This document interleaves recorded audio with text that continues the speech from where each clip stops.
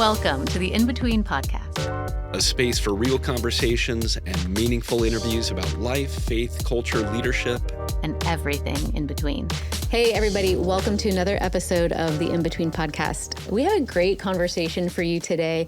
Dr. Rebecca Koningdijk DeYoung, which is a Dutch name, which you're going to hear us talk about just a little bit because we could not go there, is going to have a conversation with us about her book, Glittering Vices. So she has spent her academic career really in the sort of pre-1500 ancient church history space, really thinking about Christian spiritual formation through the lens of these sort of ancient traditions of vice and virtue. It's a great conversation. I'm excited to have it here for you today. Yeah, and Dr. DeYoung has taught medieval philosophy and ancient history at Calvin University for the last 25 years. Mm-hmm. And she's focused on the 7 deadly sins. She's written a book called Glittering Vices, and it's a wonderful book. It's a new look at the 7 deadly sins and their remedies, and it won the C.S. Lewis Prize. It's a great book. Pretty remarkable. And so we are looking forward to this conversation. Enjoy. Well, Dr. DeYoung, it's wonderful to have you today. Thank you so much for joining us in this conversation. Thanks. It's such a pleasure to be here. Before we hop into the amazing conversation about vice and virtue, I did want to ask you a more personal question, because Eric and I are I was going to say Dutchophiles. We've been adopted by the Dutch. We have a great love for Dutch culture, and I could not help but noticing your Koningdijk DeYoung name is particularly Dutch, as is the place that you live now. So you have some Dutch roots, I think? I am. My whole community is originally founded by Dutch immigrants, and my family traces back a number of generations here. So, sometimes people will say, if you're not Dutch, you're not much. And bumper stickers. And then we have tulip time, and there are sort of wooden shoes and Dutch paraphernalia around here. Although the community now is obviously much larger and more diverse, and that's been a wonderful change. But those Dutch roots are definitely still there, and I definitely have to own them with a name like Koningdijk. Yeah, so. That's great. I need to get that bumper sticker. I've not seen it. Eric did his master's at the Vrije Universiteit in Amsterdam, so... Our Dutch friends would say that where you live is more Dutch than Holland. That's true. Yes. Yeah, we definitely have some great Dutch recipes still circulating here. Yes. But I will say, I think we're still competing with Pella for most Dutch places in the U.S. Oh, There's a tulip time there too, in another Dutch immigrant community. So. Okay. Well, we had to get the Dutchness out of the way first. So let's jump into this conversation. And before we get too detailed, I wondered if you could give us a little bit of history. You know, the joke that Eric and I keep making is that what most people know about vice and virtue comes from an old Brad Pitt movie about the 7 deadly sins. And so could you tell us a little bit about where these concepts of the 7 deadly sins, I know that you call them the 7 capital sins. Where does that come from? What's the story of how these things became a part of Christian formation? That's a really important part of the book, is to narrate that history. If you think about where the virtues were inherited from, that's really from Greek philosophy. In the 5th century, the Platos and the Aristotles that some of us studied in college, if you've ever read Plato's Republic, for example, or the 4 cardinal virtues, and everyone's like, oh, virtue, that must be Greek. Right. What about vices? Well, this particular vice list is interestingly a distinctively Christian inheritance from an intentional Christian community that was trying to pull away from temptations of worldly power and the love of status and a place of power in the empire, and trying to deliberately pull away and cultivate Christ-likeness in a community in the deserts of Egypt in the 4th century AD. So after the birth of Christianity, this community comes around, and they were really just trying to imitate Jesus Christ when he was led by the Spirit into the desert to be tempted. Yeah. So face your temptations. That's the first step. Their list of vices was generated kind of by the pastoral care of that community. Yes. So it wasn't a kind of theoretical construct. It was very much a pastoral movement of spiritual practice, spiritual formation. What bubbles up when you spend enough time in the desert in solitude and silence? Yes. A lot of ugliness, as it turns out. Right on. So. You mentioned, the virtues are related to Greek philosophy, but there are distinctive Christian vices. I know that there are also some distinctive Christian virtues, and I wonder if you could distinguish, what are the particular Christian virtues that arrived because of Christ and the early Christian community? Well, the Christian community did this interesting thing of sort of taking the Pauline Holy Trinity of virtues, faith, hope, and love from 1 Corinthians 13. Everybody knows those three, calling them the three theological virtues and sort of just packaging them on top of the cardinal virtues. But if you dig deeper in the Christian tradition, you realize there are other virtues that have signature importance in the Christian life. And I would just mention humility and gratitude as two that have to be on some list or other. The trouble with the two lists is that given their disparate origins, they just don't match up at all. So people are always trying to go, if you have this vice, then you should, try to cultivate this virtue. And these are opposites. But the two lists don't mesh at all. And the list of 7 virtues, 3 theological virtues, and then those 4 cardinal virtues from Plato, practical wisdom, justice, courage, and temperance, they don't exhaust the list of what should be on the list of virtues either. Yeah.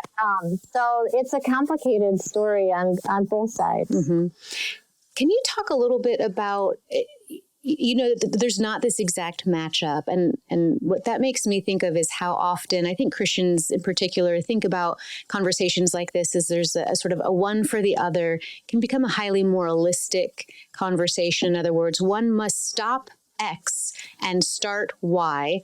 And how do we do that is we try really hard. And then when we fail, we pretend that it works. So kind of a moralistic approach to virtue conversations. I know you came into this conversation a lot through virtue ethics.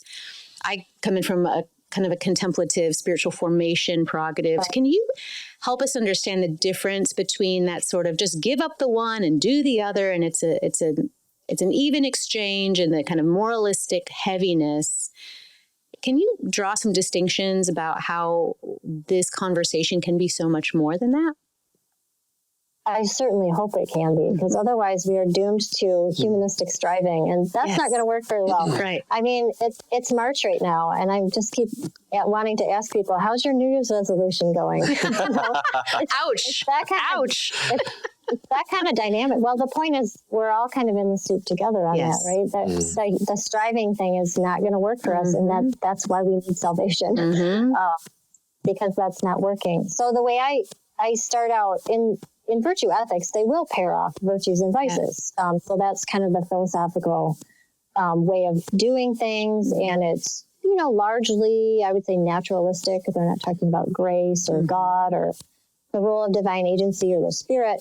But in a Christian frame, the way I would put it is, if you have a picture of the sinful fallen human nature as being beset by various vices and kind of stuck in old ruts, you not only need to be sort of justified, but you also need to go through this process of sanctification. Right. And that process is not driven by your striving, it's driven by Spirit-led formation. Now, when I first got a hold of that, I thought, great, we've gotten out of a works righteousness paradigm. Like, hey, Christians, let's go be more virtuous. Okay, we've laid that down.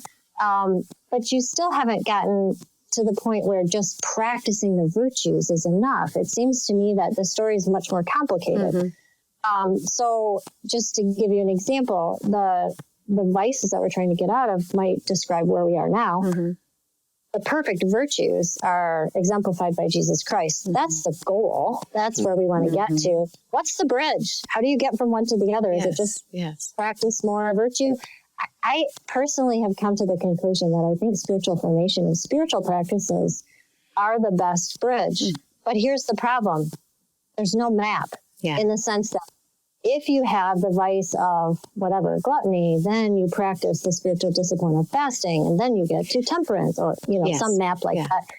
You might be able to draw some lines, but I can tell you from my own experience fasting, it was not a temperance epiphany that I had. It was an epiphany about pride and control. So that what those spiritual practices reveal are the places we're resisting God. And what they open up, you might fast 10 different years in a row. You'll do a different fast, or maybe even the same fast during Lent for 10 consecutive years. And different things might get excavated, and different things might get reborn in you or regenerated in you. So I guess I always want to say to people, resist the formula. If you have X, do these 3 easy steps and you'll get to outcome Y. The spiritual life just is not like that to me. It's much messier and deeper and more complicated. And I think it fundamentally shows us that process isn't in our hands.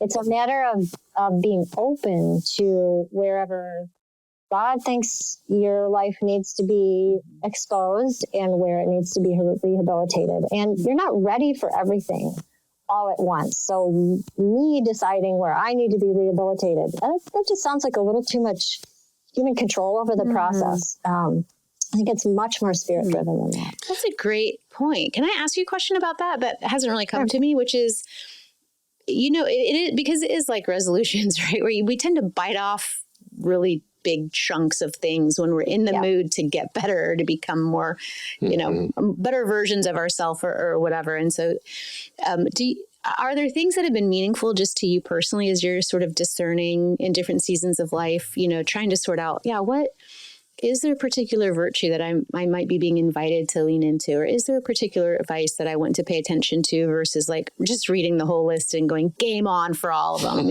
This year I'm going to tackle them all once a month, and then we're going to crank this thing out. What's just your approach to discernment for yourself? That's a wonderful question. There's a marriage podcast that I've listened to, and their mantra is small things often.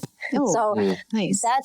I think that's easily transferable to the spiritual too. So I'm very much against biting off more than you can chew and taking on everything.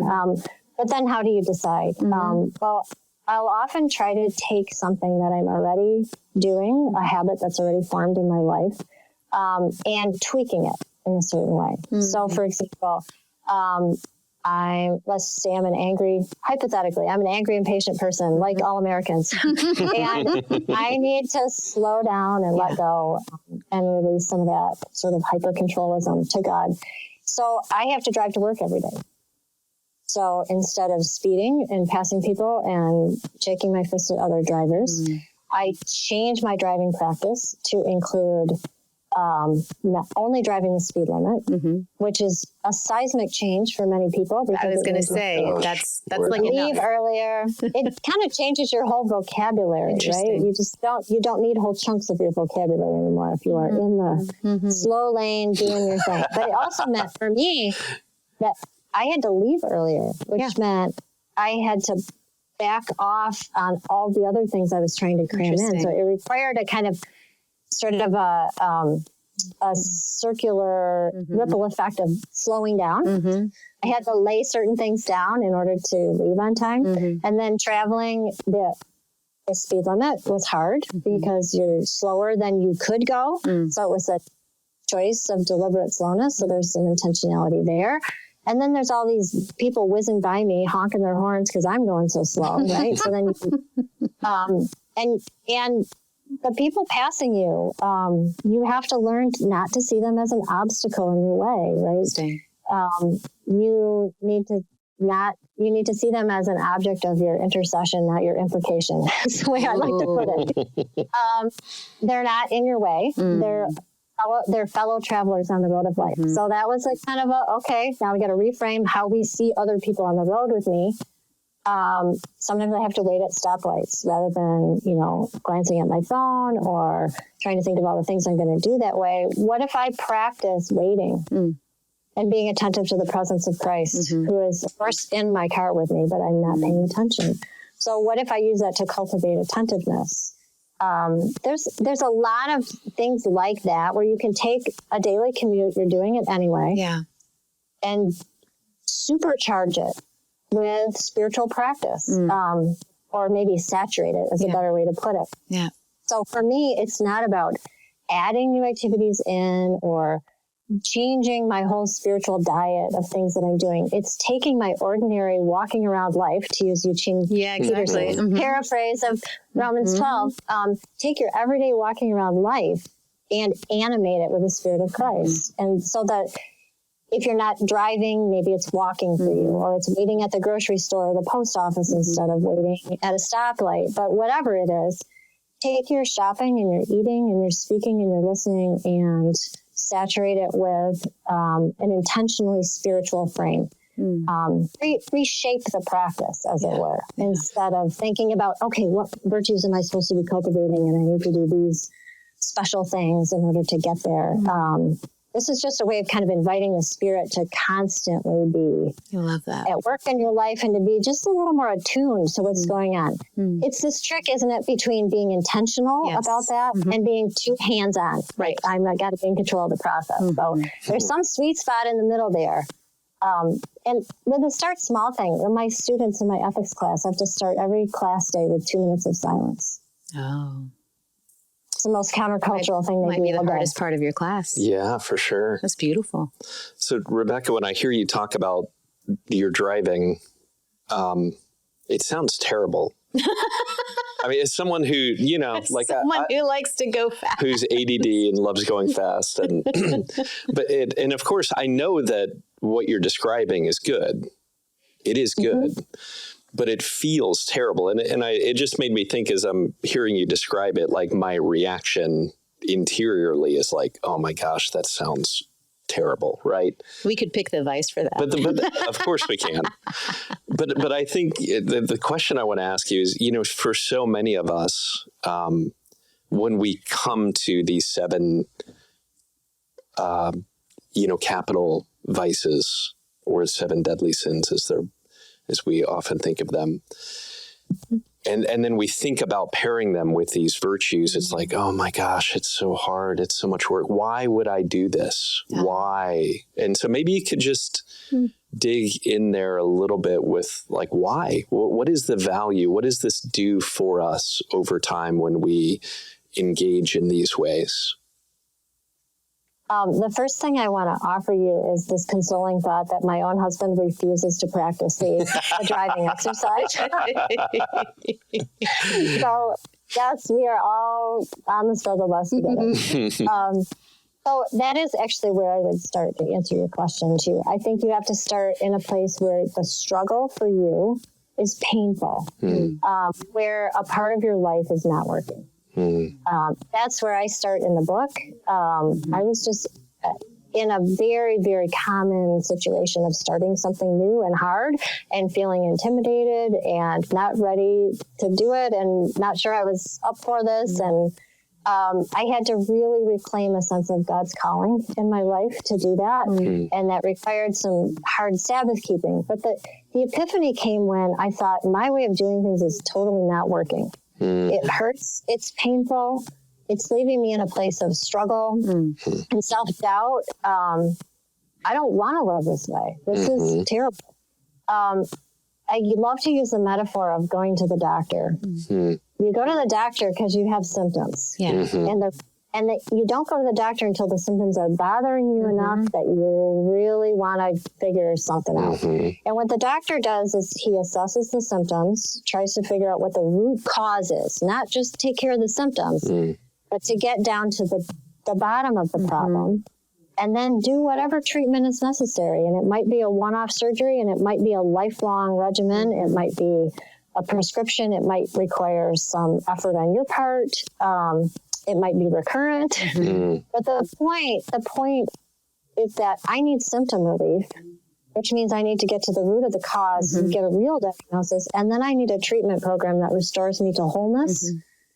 So I guess you have to get to the point where your life is broken and you want healing. Now, you might not want to go through the treatment to get you there, but you're to the point where you can't bear the status quo anymore. And that metaphor is used by Cassian, actually, one of those early desert Christians. He uses that diagnosis and treatment metaphor, and he says what you're really doing is bringing yourself to Christ, the physician of souls, and asking for healing. I mean, Christ's role, his ultimate role, is to be a life giver. And the way that you're living right now is just a way of it's self-frustrating, self-destructive. It's in Psalm 1's word, it's the way of destruction. It's the way of folly. And at some point, you got to give up the folly and follow some better wisdom. It's really good. I wonder, so I was going to ask you this question at the very end, but I think I'll ask it now. It makes me, these conversations particularly about vice, I think to the point that you just made, is that very often we come to a point of recognizing that something's not working, we're sick, something hurts, to as a child might say. And I wonder a little bit about how far we can back that process up. So one of the things that we're having lots of conversations in our culture about right now, things like legalization of marijuana or sports betting and gambling and all of these things that a lot of folks would look at and go like, oh, it's not a big deal, or it's not something so egregious, or like I'm not in a space where maybe it's for other people, it's a big deal. And the picture that I have is a bit of like where you go into a wading pool and you start at your toes and then you can end up above your head. And, you're working with students, and there's a lot of people who, gosh, we don't recognize the damaging reality of vice.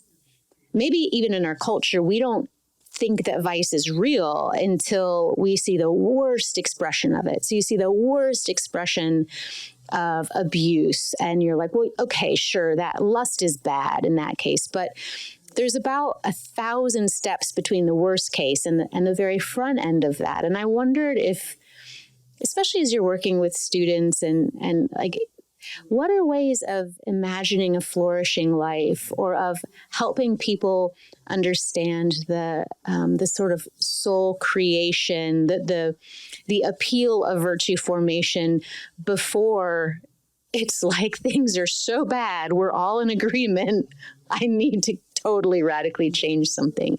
Are there ways of getting to those recognitions when we're like not neck deep in the water, but maybe just knee deep? Does that question make sense? That makes perfect sense. Okay. It's exactly what I'm teaching in my ethics class right now. Okay. So first of all, I think the main thing to recognize is that this is a self-diagnostic tradition. So in philosophy and in this community of Christian practice, the goal is to look within yourself. It is not to judge what other people are doing on public policy. Yeah. It's not about moralizing. It's not about other people. If you're noticing something in other people, it's probably because it's something that you need to notice about yourself. Well, really look within. So the idea is, this is kind of excavation of your heart by the Holy Spirit. That's where the energy and focus is. So that's point one. But then how do you do that? Well, the one thing that I tell my students is ethics tends to focus on, like, what is the right thing to do? And is this a right thing or a wrong thing? Yeah. And I just want to ask a different question. So that's a very kind of snapshot, episode-focused way of thinking about sin as a single action or a single event. I want to think about formation. So I want to ask the question, whatever this thing is that I'm considering doing, if I did this every day for the next 5 years, what kind of person would I become? Oh, that's such a good question. A very different question, because there's a lot of things that would like not rise to the level of that's wrong, but that would rise to the level of, that's not going to be a healthy pattern. We can see the trajectory there might not be so hot. So that's one way to get at it. The flip side is to have something beautiful and good that you're imagining yourself into. So I always say it's not good enough to know what you don't want to do. Right. You have to have a picture of the good, the and the true and the beautiful that you're trying to, that you're longing for, that's kind of animating your life, that's shaping your intentionality. So I ask my students to do a who is your hero exercise. Who is the single person in your life that you admire and want to be like when you grow up? And if you can kind of imagine their life and their virtues and articulate that in certain ways, then that gives you a formational trajectory too. Not just how would this accumulate, these bad habits accumulate in our life, but what would a good trajectory, when it accumulated, what would that look like? One of the things that you keep highlighting, like when you mentioned the marriage podcast, was, doing small things regularly. Or, what are the things that I can do over the course of 5 years that would make me into a different person? And I think one of the things that you really make clear in your book that is really not what most people think of when they think of the 7 deadly sins or the virtues, is like, we think of them as one-offs, I think, very regularly. It's like, oh, I sinned and I asked forgiveness. And then we wonder why we can't change. Why don't we change? And you have a really nice metaphor in your book where you talk about creating these pathways. You use an image of like a skier, a cross-country skier. I use the image of, because you triggered this for me, I ride motorcycles. And so when I'm riding through the woods, there's ruts that get dug out through mud, and then, you get stuck. And so you use a lot of language of habits. And when you talk about these capital vices, and I wonder if you could distinguish, just share a little bit about what is the difference between a deadly sin and a vice, and maybe also talk a little bit about the virtues and how that impacts in sort of a different way than the way we think about how behavior changes over time. I like to think of vice as a middle ground between sort of your general fallen, sinful human nature. So we're in this fallen human condition. It's really general and vague. It pervades all of our nature. That's like the sort of widest scope. The narrowest scope would be this particular action right now that has a beginning and a vice is in the middle. Okay. It's the accumulation of actions that are fed by this kind of bent toward wanting to be in control of our own lives, which we call pride, which is our human nature, our sinful human nature. So you think of vices and virtues as bad habits or good habits. It's that middle ground where the things you do over and over and over again accumulates into something that feels natural to you. Aristotle calls virtue and vice second nature. Because it has become natural to us by practice. If you use a musical analogy or a skill analogy like a sport, you practice a drill over and over and over again, and eventually it just becomes it almost feels like part of you. It's intuitive and instinctive, not because you haven't practiced it and been very intentional about that, but because that practice has accumulated into something that just feels like who you are now. So virtues and vices are like that. And the important thing about this tradition is that they're not trying to pick out, like the worst things people do. They're trying to pick out the most everyday, common pitfalls all human beings struggle with. So the deadly sin label comes much later in medieval Catholic theology. There's distinctions between deadly sins and venial sins. That's not a distinction Protestants typically have much truck with. And the deadly language is pointing to sins that cut you off forever from the relationship with God. And again, that's just kind of runs against a lot of Protestant theology. So I prefer to use the original label that the original desert community gave these vices, which were capital or source vices. So they're thinking of this in a tree metaphor, right? You have the behavioral symptoms. They're like the apples on the tree. Those grow out of the branches, the main branches, which are fed by the root. So the root for this tradition is pride, wanting to do my life my way and seek happiness in the ways that I see fit. And you can pick 7 or 8 different versions of that. Pick your favorite, right? You can do lust or gluttony or greed or envy or whatever you want to do. And that's just going to bear fruit in your life. But you can't just keep picking off the fruit, because of course the branches and the trees are going to keep growing more. You've got to cut off the branches, get down to the root, dig out the stump. So for me, it's this really beautifully pedagogical, educational model about what's the root of all of this in me? Where do I get down to the root of things, and how can I excavate that source? So again, that kind of symptom and then deep diagnosis picture kind of maps onto the same schematic.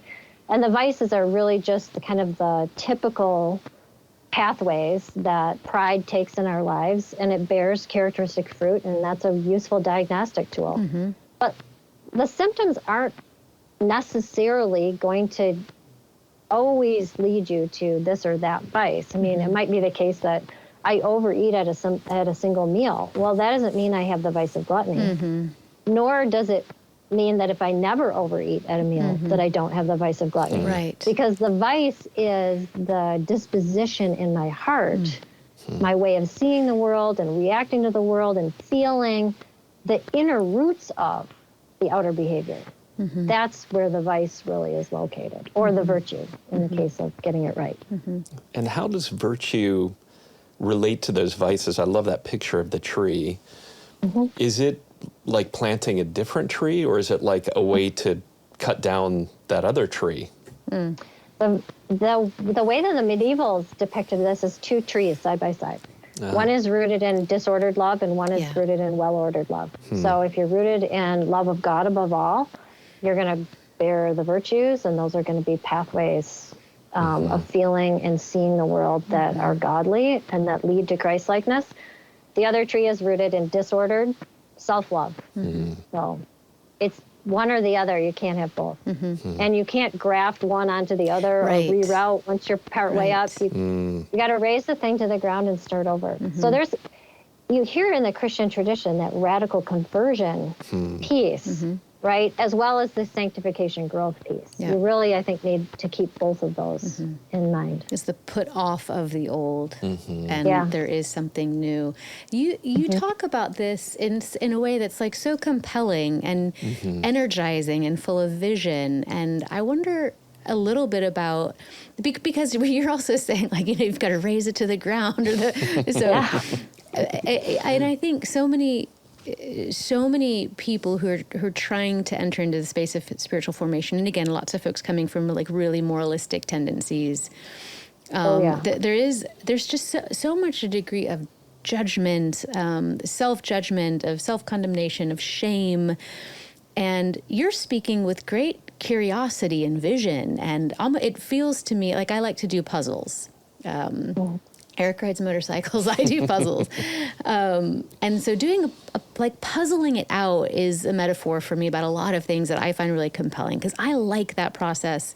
And I'm hearing you, it feels like you like this process. And could you think a little bit, how did you come to like this process, or at least to find it lovely, when for so many people it really does, it feels like I'm a bad person, and I'm either going to ignore it, or I'm going to feel ashamed, or I'm going to set a resolution and fail. Like, was there something in you where you sort of, you also talked about this as spirit-empowered formation, not, what I would say is it's not self-help, it's soul formation. And was there a point that you came to recognize the distinction one from the other, that it became more compelling, or was that just something always that felt resonant to you? That's an interesting question. I know that I started in on this process by reading Thomas Aquinas. I wouldn't recommend that. I was going to say, did you really read Thomas Aquinas, or did you just read because I read his quotes? No, she read them. I know, I'm kidding. And I was actually making my students read him with me. So Excellent, we were reading through all the stuff together. And what we kept seeing in his descriptions he would have a description of a virtue, and then he would talk about how the vice was falling off one way or falling off another way, either deficiency or excess. And as we just read through vice after vice and virtue after virtue, the students just felt like he was painting a roadmap of the self for them. Oh. Like, here's a picture of what could be. Here's a picture of what goes wrong when it doesn't materialize. And there was a kind of conceptual mapping there that for them was, it just felt enormously practical. Huh. Like it was all the sort of existential, who do I want to be? Yeah. What kind of person do I want to become? Which is it's a philosophical question because it's a human question. Right.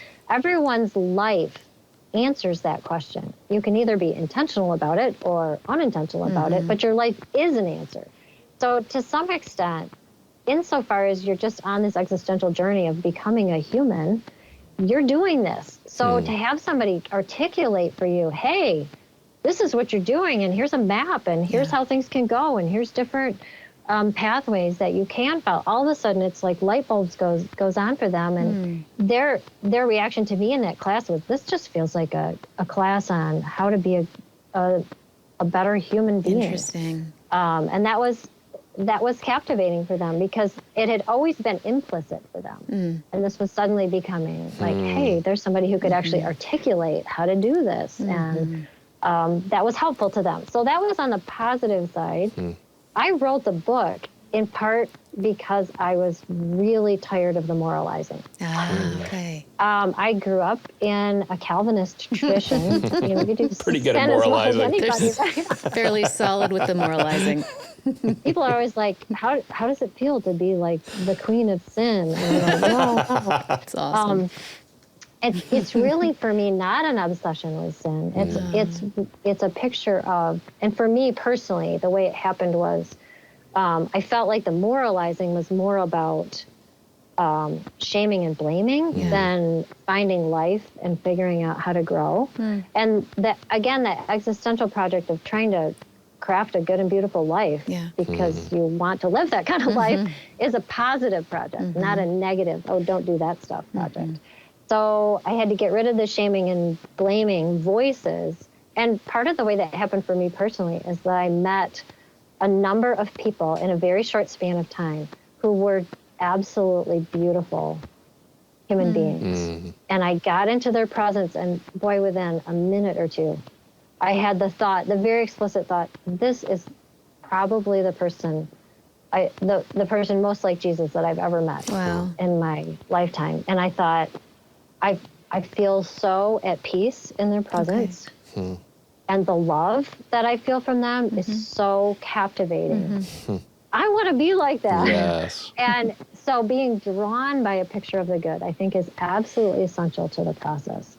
And to think of God not as the big judgment punisher in the sky, but as someone who is inviting you into a love relationship, who says, I love you. I want you to love me, and we can have this beautiful life together. It's a beautiful friendship that I'm asking you to join me in. And I have all the power to offer you to be a better, more beautiful human in relationship with me. I mean, if that's what's calling you, then it's like, oh, well, what's getting in the way, right? Let's get rid of all that stuff. So to think of sin as our own ways of damaging ourselves or hindering ourselves from something good and beautiful, that's a more helpful way into this whole tradition. It's so good. I think you really need to see Christ as someone who is offering you a loving invitation into an absolutely beautiful life. So good. When you talk about this being compelled by someone, that you want to become like them, it's such a powerful experience, and it reminds me of one that I had when I was a young pastor. I shared that with you because it was so powerful. But there was a group of young pastors that spent a week together with Dallas Willard, and he just shared as he does or as he did in such a humble way, and there was one moment in the week where I went on a walk with him through a parking lot. I mean, it's such a simple thing. We were just walking, but he put his hand on my elbow, and he asked me a personal question, and I had that thought that you just said, like, this, I feel like I'm with Jesus. Like he is just the character of Christ. And I just began weeping. And I'm like, what the heck is happening to me right now? I don't think it's because I have hero worship, because I didn't even really know who he was at the time. But it just was his character was so compelling. And one of the things I love how you talked about with your students, there's this realization of like, this is the process of becoming human. And I want to read to you one of your quotes.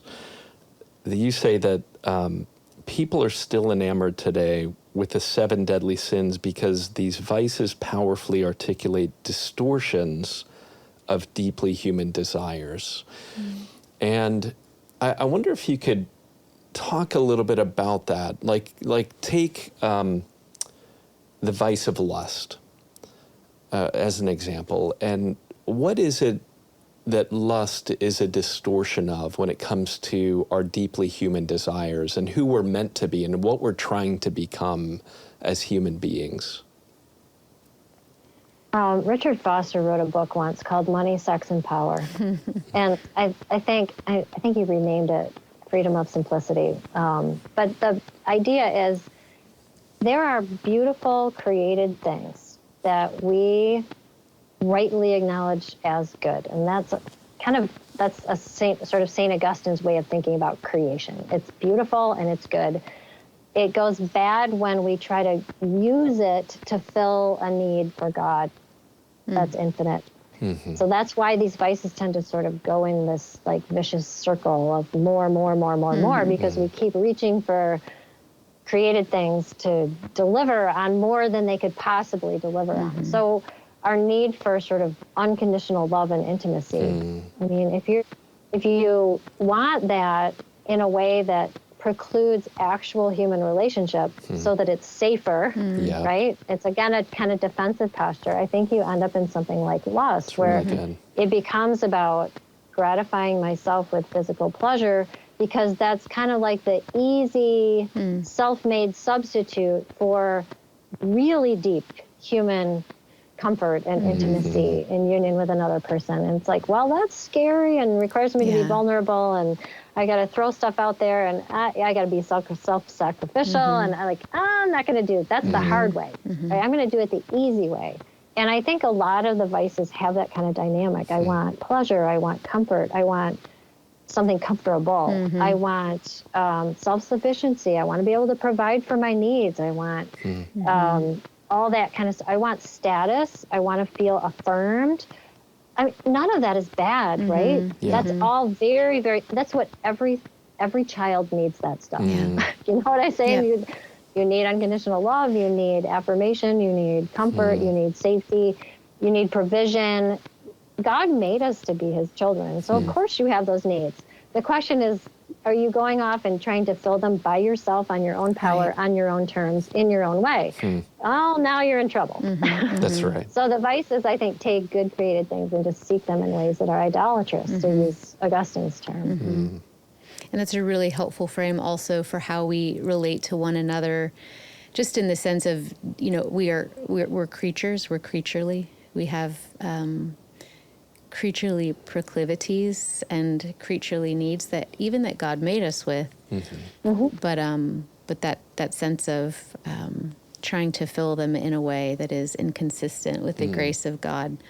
It again, it's that picture of it, like the car alignment. If you go half a mile, it doesn't show up. You go 10 miles, you're off a cliff. And it's like trying to get those things sorted on our own. But it does speak to the fact that so often underneath vice, underneath sin, are deeply human needs that so many people struggle figuring out how to get met in healthy and beautiful ways. It's a different way to understand just sort of the reality of all of us living in sinful conditions, as sort of the disordered approaches to solving for what is a very human reality. I think it's a more, a more understanding way of thinking about sin. It's just looking for love in all the wrong places. And sometimes when you get desperate enough for love, you do desperately dumb things, and we all do. So true. That is kind of just a shorthand recipe for all of the vices. And ultimately, I think it's because we really don't trust God to give us what we need. That's right. I think that is really where it comes down.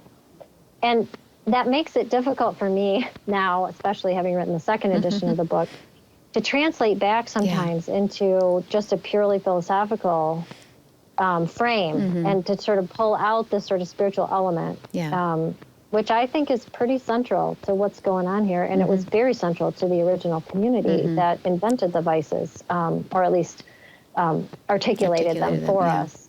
And it's hard for me to go back and to try to say, no, this is really about pride in the end, not in the arrogant, self-asserting, but then the I don't trust you, God. Exactly. I was going to say it feels almost like the next podcast that we don't have time for right now. it really is the foundational reality is a true and right biblical understanding of the character and nature of God and how he relates to his creatures. That seems to be the thing that sort of has to sit under someone's capacity to say, well, then I won't take the easy way, because I believe that there's a good and a true way that's not the easy way, but that will work, that will do the thing that it says it's going to do. And that's a whole other conversation now. Well, I think the parable of the prodigal son is essential here. Excellent. In the sense that God's not going to stop you from wandering off and following your own way. And when you realize that that's going to lead you to a pigsty and starvation, you might want to think about going home, and you're going to go home with all these wrong pictures of who the father is, and you're going to be full of shame. You're going to be ready to be demoted and left out in the backyard. And instead, you meet a father who's been waiting for years to welcome you back home. That's beautiful. And if that's your picture of who God is and what the spiritual life is all about, then you're going to head home a lot sooner. Oh, that's so true. It's a great image. It's a great, as I was going to say, it's a great place to close the podcast. Dr. DeYoung, thank you so much. It has been such a privilege to talk with you. Thank you for your time. Thank you. Thanks for joining us for this week's conversation. As you listen to this episode, what stood out to you the most? Let us know by emailing podcast@vineyardcolumbus.org, or if you're watching on YouTube, leave a comment below.